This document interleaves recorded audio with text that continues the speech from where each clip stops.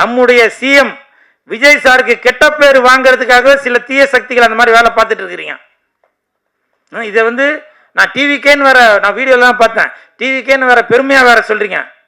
எங்கள் அண்ணன் விஜய் சொல்லியிருக்காரு, நீ எதுக்கு 10 ரூபா எக்ஸ்ட்ரா வாங்குற, 20 ரூபா எக்ஸ்ட்ரா வாங்குற அப்படின்னு. எதுனா ஒன்று தப்பு நடந்துச்சுனாக்க இது வந்து திமுகவோட வேலை அப்படின்னு, செந்தில் பாலாஜியோட வேலை அப்படின்னு சொன்னீங்க. இப்போ நீங்கள் யாரை குறை சொல்லுவீங்க? அப்போ 10 ரூபா வாங்கினாரு செந்தில் பாலாஜின்னு சொன்னீங்க, இப்போ 20 ரூபா வாங்குறாங்க அப்படின்னு அது ஒரு தவறான குற்றச்சாட்டை வர சொல்லிட்டு இருக்கீங்க. ஜெயம் ரவி சாருக்கு அதற்கு தகுதி உள்ளவர்கள் அவங்க 2 பேருக்குமே ஒரு கவுன்சிலிங் கொடுத்து இணைத்து வைக்க பாருங்க. எல்லா குடும்பத்திலையும் பிரச்சனை இருக்க தான் செய்யும். ஆர்த்தி மேடம், நீங்கள் என்னோட சின்னவங்களா கூட இருப்பீங்க.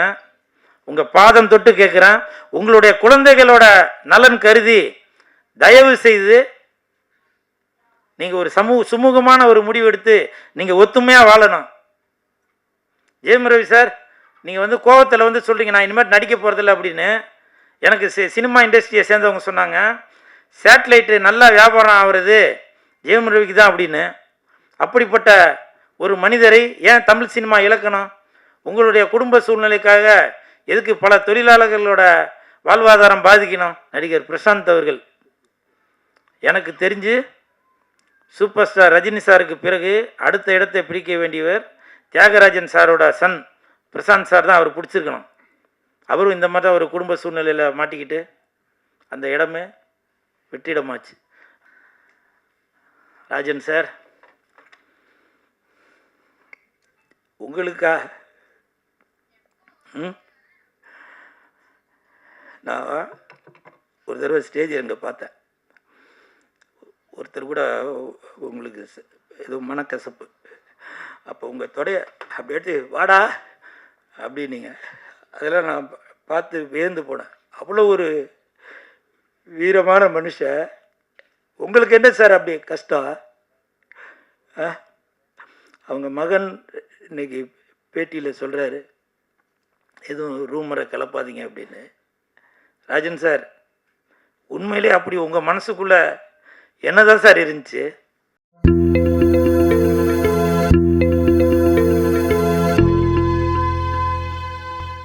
மகேந்திரன் எல்லாரையும் விட மகேந்திரன் வந்து ரொம்ப என்ஜாய் பண்ணிப்பான். அந்த குத்து சாங்லாம் ரொம்ப என்ஜாய் பண்ணி பார்த்தாரு. ஸோ இன்னமும் வந்து அவர் நாட்டாமலேருந்து இன்னும் அந்த டீச்சரை தூக்கின்னு போனது யாருன்னு இன்னும் அவர் மறக்காமல் இருக்கிறாருன்னு நினைக்கிறேன். என்றும் இளமோடு இருக்கும் மாஸ்டர் மகேந்திரனுக்கு வாழ்த்துக்கள். ஹீரோ உன்னிகிருஷ்ணன் அவர்கள், அவர் வந்து டூயட் பண்ணது, ஆக்ஷன் பண்ணது, எனக்கு அதெல்லாம் விட அவரோட தாடி தான் ரொம்ப பிடிச்சிருந்தது. எல்லாருக்கும் தாடி நமக்கு இது வரைக்கும் வரும், இல்லை சில பேருக்கு ஆட்டு தாடி மாதிரி வரும். இவருக்கு பார்த்தீங்கன்னா அந்த இதில் ட்ரெயிலர் பார்க்கும்போது தெரிஞ்சது, சாங்லாம் இப்படி கிராஸாக இருந்துச்சு. அப்போ வந்து அசோகன் சார் வச்சுருப்பார். அந்த மாதிரி ஒரு நல்ல ஸ்டைலாக அந்த கிருதாவோடு சேர்ந்து அந்த தாடி எனக்கு ரொம்ப பிடிச்சிருந்தது சார். உங்களுக்கு என் மனமார்ந்த வாழ்த்துக்கள். ஏன்னா ஒரு ஹீரோட்டையும் ஒரு ஸ்டைல் இருக்கும். இப்போ ரஜினி சார்கிட்ட ஒரு ஸ்டைல் இருக்கும், ஆக்ஷன் கிங்கிட்ட ஒரு ஆக்ஷன் ஸ்டைல் இருக்கும். அந்த மாதிரி உங்கள்கிட்ட அந்த தாடி வந்து நல்ல ஸ்டைலாக இருக்குது. உங்களுக்கு மனமார்ந்த வாழ்த்துக்கள். அப்புறம் படத்தோட தயாரிப்பாளர் வெங்கடேஷ் சார், உங்களுக்கு வாழ்த்துக்கள் சார். உங்களை பார்க்கும்போதே தெரியுது நீங்கள் கல்லங்கப்படம் இல்லாத ஒரு மனிதராக இருப்பீங்கன்னு நினைக்கிறேன். உங்களுக்கு மனமார்ந்த வாழ்த்துக்கள். சரிங்களா? அப்புறம் டைரக்டர் மணிகண்டன் சார், ரொம்ப அவர் ஒரு மாதிரி பதட்டத்தில் இருக்கிறாரு. உங்களுக்கு மனமார்ந்த வாழ்த்துக்கள். கண்டிப்பாக அந்த படம் நீங்கள் ஜெயிப்பீங்க. சரிங்களா? ஏன்னா நீங்கள் வந்து ரொம்ப சைலண்ட்டாக இருக்கும்போது நான் பேச மாட்டேன், என் படம் பேசும் அப்படின்ற மாதிரி சைலண்ட்டாக உட்காந்துருக்கேன். உங்களுக்கு மனமார்ந்த வாழ்த்துக்கள். அப்புறம் ஹீரோயின் ரித்திகா ஸ்ரீ, நான் போகும்போது கூட சொன்னேன் என் பேர் கூல் சுரேஷ்னு. அவங்க அதை பற்றிலாம் அதுங்க ரொம்ப நேராக வந்து பிபிசியில் நியூஸ் வைக்கிற மாதிரி கடன்னு இங்கிலீஷில் பேசிட்டு போயிட்டீங்க. அப்படியா? அப்போ நம்ம டீச்சரை தூக்கின்னு போனதை கண்டுபிடிச்சி கொடுத்த மாஸ்டர் மகேந்திரன் சார்பாக ரித்திகா ஸ்ரீக்கு வாழ்த்துக்களை தெரிவித்துக் கொள்கிறேன். அப்புறம் வில்லனா நடித்த சார், உங்களுக்கு மனமார்ந்த வாழ்த்துக்கள். நல்லா எல்லாரையும் நல்லா கோர்வையோடு நல்லா சூப்பராக பேசுனீங்க. மற்றும் இசையமைப்பாளர், எடிட்டர் எல்லாருக்கும் மனமார்ந்த வாழ்த்துக்கள். அப்புறம் ஃபைட் மாஸ்டர் அசால்ட்டு மதுரை, நீங்கள் கவலைப்படாதீங்க, இந்த 2026 அசால்ட்டாக வந்துடலாம். சரிங்களா?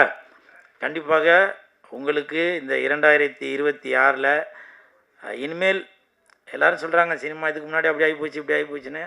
நம்ம சிஎம் வந்திருக்காங்க, அதனால் நல்லது நடக்கும். எல்லா தொழிலாளர்களுக்கும் கண்டிப்பாக வேலை கிடைக்கும். சரிங்களா? கவலைப்படாதீங்க. இது கை தட்டிடாதீங்க, கை தட்டிடாதீங்க. அப்புறம் என் உயிரினும் மேலான அன்பு உடன்பிறப்பு சேலம் ஆர் ஐயா அவர்களுக்கு என் மனமார்ந்த நன்றிகளை தெரிவித்துக் கொள்கிறேன். என் நெஞ்சில் குடியிருக்கும் பேரரசருக்கு என் நன்றியை தெரிவித்துக் கொள்கிறேன். உங்களால் நான், உங்களுக்காகவே நான் அப்படின்னு டீச்சரை தூக்கின்னு போனதை இன்ன வரைக்கும் நமக்கு ஞாபகப்படுத்தி கொண்டு இருக்கும் மாஸ்டர் மகேந்திரன் அவர்களுக்கு என் நன்றியை தெரிவித்துக் கொள்கிறேன். என் இரத்தத்தின் இரத்தமான லெஜண்ட் ரசிகர் மன்ற நிர்வாகிகள் அனைவருக்கும் எனது நன்றியை தெரிவித்துக் கொள்கிறேன். மற்றபடி இந்த விசாரணை கைதி அந்த இடத்துல ஒரு விசாரணை நடக்கணும் அப்படின்றதுக்காக இந்த மேடையை நான் பயன்படுத்திக்கிறேன். ராஜன் சார், உங்களுக்கா நான் ஒரு தடவை ஸ்டேஜ் அங்கே பார்த்தேன். ஒருத்தர் கூட உங்களுக்கு ஏதோ மனக்கசப்பு, அப்போ உங்கள் தொடைய அப்படி எடுத்து வாடா அப்படின்னீங்க. அதெல்லாம் நான் பார்த்து வியந்து போனேன். அவ்வளோ ஒரு வீரமான மனுஷன். உங்களுக்கு என்ன சார் அப்படி கஷ்டம்? அவங்க மகன் இன்னைக்கு பேட்டியில் சொல்கிறாரு, எதுவும் ரூமரை கிளப்பாதீங்க அப்படின்னு. ராஜன் சார், உண்மையிலே அப்படி உங்கள் மனசுக்குள்ளே என்னதான் சார் இருந்துச்சு? இந்த ஒரு மேடையிலையும் சின்ன தயாரிப்பாளர்களுக்கு நீங்கள் தான் குரல் கொடுத்துட்டே இருப்பீங்க. நிறையா பேர் நினைப்பாங்க அவர் எல்லாரையும் திட்டுறாருன்னு. அது திட்டலை, அறிவுரை சொல்கிறாரு, புத்திமதி சொல்கிறாரு. ஒரு மாணவனுக்கு ஆசிரியர் சொல்கிறது என்ன, நம்மளை திட்டிக்கிட்டே இருக்காரு அப்படின்னு தான் தோணும். அப்படி ஆசிரியர் ஸ்தானத்திலிருந்து மற்ற சின்ன தயாரிப்பாளர்கள் எதுவும் தவறான தெரியாத அந்த மாதிரி விஷயங்களை எதுவும் தேர்ந்தெடுத்துடக்கூடாது. நம்மளை நம்பி வர சின்ன தயாரிப்பாளர்களை யாரும் ஏமாத்திடக்கூடாது அப்படின்னு கே ராஜன் சார் அவ்வளவு குரல் கொடுத்துட்டு இருந்தார். ஆனால் 85 வயசு நான் இருப்பேனான்னு தெரியல. இன்னமும் அவ்வளோ ஒரு உறுதியான உடலோடு தான் நீங்கள் இருந்தீங்க. உண்மையிலேயே அந்த வெள்ளை சட்டை வெள்ளை பேண்ட்டு அது உங்களுடைய அடையாளம். உங்களுடைய அந்த வெள்ளை சட்டை வெள்ளை மனசை உங்களோட மனசை காட்டும். அப்படி ஒரு தங்கமான மனிதர். உங்களுக்கு அப்படி என்ன சார் பிரச்சனை? உங்களுக்கு வலதுகரமாக பேரரசர்லாம் பல இடத்துல பேசினதை நான் பார்த்துருக்கேன்.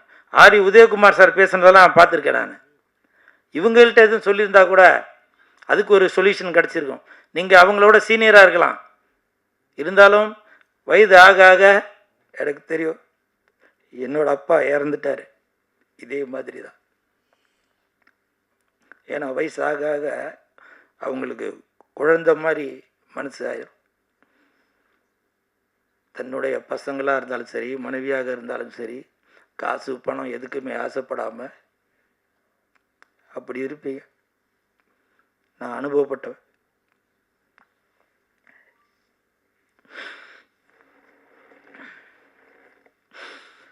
அதே மாதிரி சிஎம் விஜய் சார் இன்னைக்கு சிஎம் ஆயிருக்காரு. எனக்கு தெரிஞ்சு விஜய் சாரோட அப்பா சந்திரசேகர் சார், அம்மா அவங்கள விட சிஎம் ஆகணும் அப்படின்னு கே ராஜன் சார் தான் அப்போ இருந்து நினச்சிட்டே இருந்தார். ஏன் அடுத்த ஒரு மாற்றம் வரணும் சினிமாவில். எனக்கு அதை பற்றி பேசுகிறதுக்கு எனக்கு அனுபவம் பத்தாது. ஆனால் பல பேர் சொல்லுவாங்க சினிமா ஒருத்தங்க கையில் இருக்குது, அங்கேருந்து வெளியில் வரணும் அப்படின்னு. ஏன்னா நான் ஸ்க்ரீனுக்கு முன்னாடி மட்டும்தான் நடிக்கிறவன், பின்னாடி நடக்கிற விஷயங்கள் எனக்கு தெரியாது. அந்த தயாரிப்பாளரோட வழி என்னன்றது எனக்கு தெரியாது. அது எல்லாம் உணர்ந்து கே ராஜன் சார் அடிக்கடி சொல்லிகிட்டே வருவார், என்னோட தயாரிப்பாளர் இந்த நிலைமைக்கு வந்துட்டு இருக்காங்க, அவங்கள காப்பாற்றணும் அப்படின்னு சொல்லிட்டு இருப்பார். அப்படி ஒரு மாற்று அரசியல் இப்போ வந்திருக்கு. அதை கைத்தட்டி பார்க்கறதுக்குள்ள இப்படி அவசரப்பட்டீங்க சார். எனக்கு பல இடத்துல நீங்கள் புத்திமதி சொல்லியிருக்கீங்க. இங்கே நான் வந்தப்போ கூட பல ப்ரெஸ்ஸுக்காரங்க என்கிட்ட கேட்டாங்க, பழசெல்லாம் ஞாபகப்படுத்தி. ஏன்னா சில இடத்துல நான் கே ராஜன் சார்னால தான் பிரபலமே ஆனேன். எனக்கு அவ்வளோ புத்திமதி சொன்னார். இது எனக்கு ஒரு தாய் வீடு மாதிரி, அவர் எனக்கு தந்தை மாதிரி. ஏன்னா மாணவனை திருத்துறதுக்கு அந்த வாத்தியார் இருந்தாதான் அந்த மாணவன் சரியாக வருவான். அதன் பிறகு நான் என்னோடய வாளை சுருட்டி கொண்டு ரொம்ப ஜுனூனாக இருந்தேன். அதுக்கப்புறம் தான் நான் பிக் பாஸ்லாம் போனேன். பிக் பாஸ் போனதுக்கப்புறம் என்னுடைய குணம் என்ன அப்படின்னு எல்லாருக்கும் வெளியில் தெரிஞ்சது.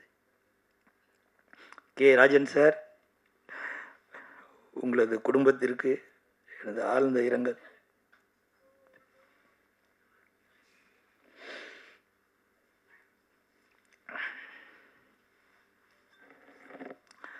அதே மாதிரி இன்னொரு பிரச்சனை, நான் குடும்பஸ்தனாண்ட சொல்கிறேன். ஜெயம் ரவி சார், ரவி மோகன் சார், உங்களோட கதர்லாம் நான் பார்த்தேன். அந்த வீடியோவை எடுத்து நான் யாருக்கு அனுப்பணுமோ அந்த வீடியோவை அனுப்பிச்சேன். எல்லா குடும்பத்துலேயும் பிரச்சனை இருக்க தான் சார் செய்யுது. யாருக்கு பிரச்சனை இல்லை? எவ்வளோ பெரிய ஆள் வேணால் எடுத்துக்கோங்க. சினிமா மட்டும் இல்லை, அரசியல், தொழிலதிபர் யாராக இருந்தாலும் சரி, பிரச்சனை இருக்க தான் செய்யுது. நீங்கள் அதை வெளியில் கொண்டு வந்து வேடிக்கை பார்க்குற நிலைமை தான் வந்திருக்கு. பல பேர் சப்போர்ட் பண்ணுவாங்க, பல பேர் எதிர்ப்பு தெரிவிப்பாங்க. இதே மாதிரி நடிகர் பிரசாந்த் அவர்கள், எனக்கு தெரிஞ்சு சூப்பர் ஸ்டார் ரஜினி சாருக்கு பிறகு அடுத்த இடத்தை பிடிக்க வேண்டியவர் தியாகராஜன் சாரோட சன் பிரசாந்த் சார் தான். அவர் பிடிச்சிருக்கணும். அவரும் இந்த மாதிரி ஒரு குடும்ப சூழ்நிலையில் மாட்டிக்கிட்டு அந்த இடமே வெற்றிடமாச்சு.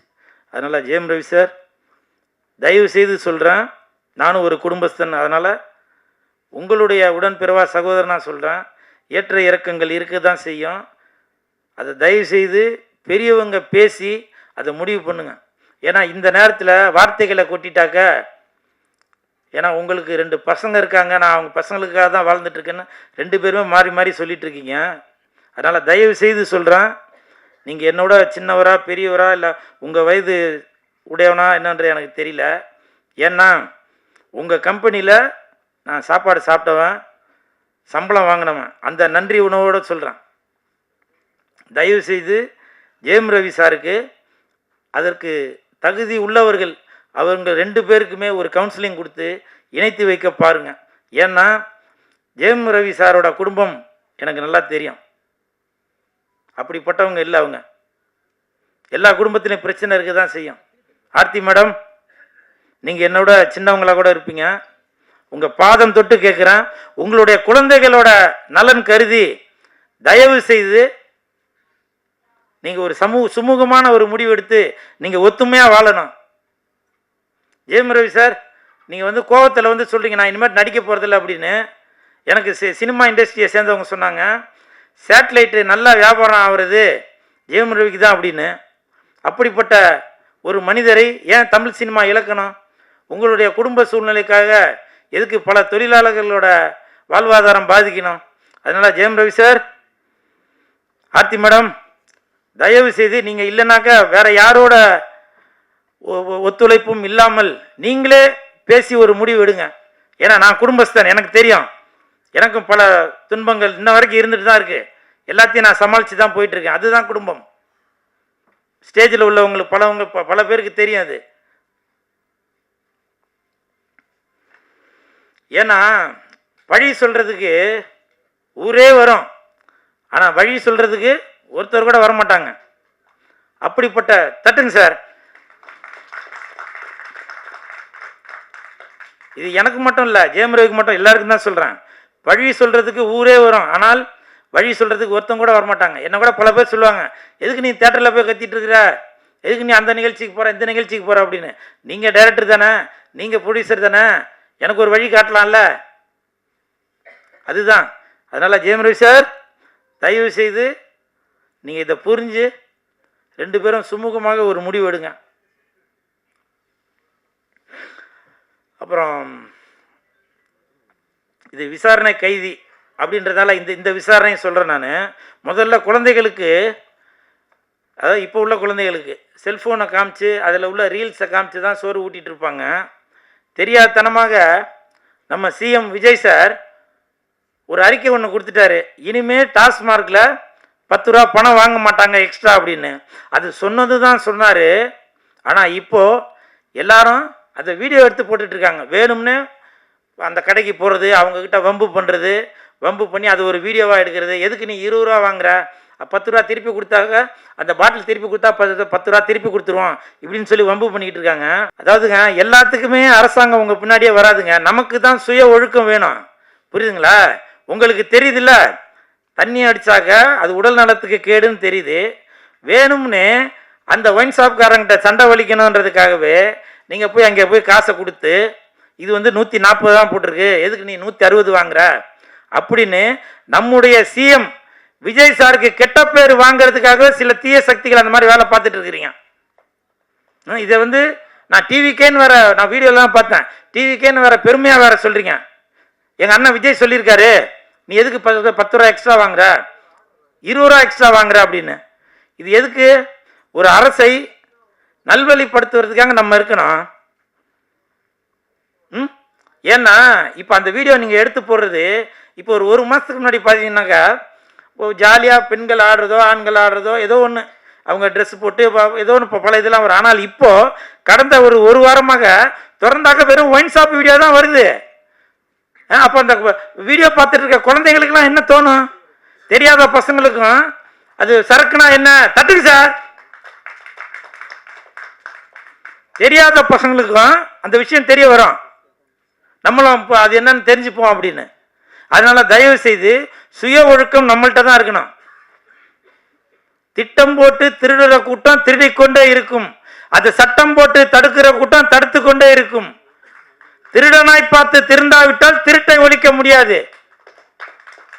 அப்ப சொன்னீங்க எதுனா ஒன்று தப்பு நடந்துச்சுனாக்க இது வந்து திமுகவோட வேலை அப்படின்னு, செந்தில் பாலாஜியோட வேலை அப்படின்னு சொன்னீங்க. இப்போ நீங்க யாரை குறை சொல்லுவீங்க? அதனால தயவு செய்து அந்த தீய பழக்கத்தை விட்டுருங்க. நீங்க வீடியோ போடுறதுக்காகவே நீங்க ஒயின் ஷாப்புக்கு போறீங்களான்னு தெரியல. அப்போ 10 ரூபா வாங்கினாரு செந்தில் பாலாஜின்னு சொன்னீங்க, இப்போ 20 ரூபா வாங்குறாங்க அப்படின்னு அது ஒரு தவறான குற்றச்சாட்டை வர சொல்லிட்டு இருக்கீங்க. உங்களுடைய அந்த வீடியோ பார்க்கும்போது பொதுமக்களை விடுங்க, உங்களுடைய அம்மா அப்பா, உங்களுடைய மகன்கள் மகள்கள் அக்கா தங்கச்சி எல்லாரும் பார்க்க மாட்டாங்களா? அந்த சூடு சொரணை உங்களுக்கு வேணாமா?